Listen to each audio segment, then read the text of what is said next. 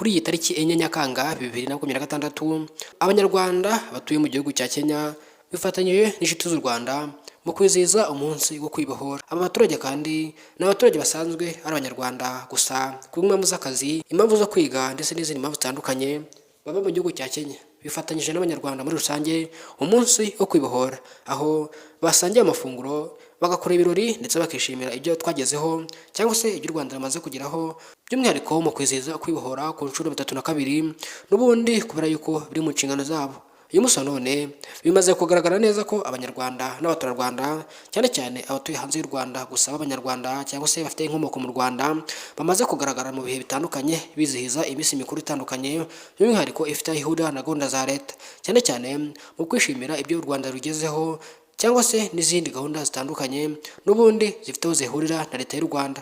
Aba baturage kandi bo mu gihugu cya Kenya bishimiye by'umwihariko ibyo u Rwanda rumaze kugeraho, cyane ko bamwe muri bo batangaje yuko kugera mu Rwanda ari ibintu byoroshye kandi biryoshye, kubera yuko iyo baje gusura imiryango yabo cyangwa se kuza mu biruhuko baza bisanga kandi bakakiranwa urugwiro, by'umwihariko bishingiye ku kuba bahabwa serivisi zose bifuza mu Rwanda igihe cyose baje gusura imiryango yabo.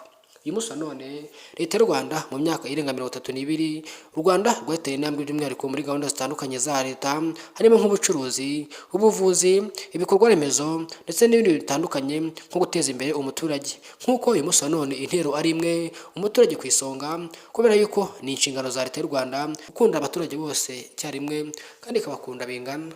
Uyu munsi none ndi umunyarwanda yatejwe imbere mu gihe mbere y'igihumbi 1994 habagaho amoko yiganjemo Tutsi, Twa ndetse na Hutu.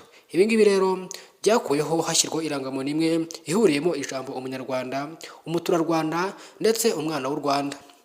Umunsi none abanyarwanda bose bisanga mu gihugu cyabo ndetse baragenda bemye bizeye ko nta kintu gishobora kubahungabanya, by'umwihariko kuko buri muturage aba ijisho rya mugenzi we, buri kintu cyose umuturage atamenyereye agatanga amakuru, hanyuma nimba ari umwanzi agahashywa akarimburwa, hanyuma ibyo bikarangiriraho.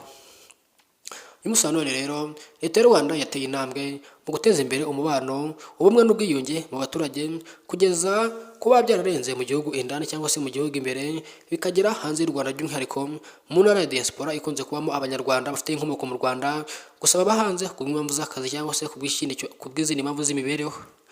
Inshuti bakunzi, mudasaba kubana natwe hano wisanze ni Taifa Rwanda. Icyo usabwa ni ugukanda subscribe kugira tujye tubana umunsi ku wundi. Njye nitwa Taifa, ndabashimiye cyane, Imana ibarinde. Ciao ciao.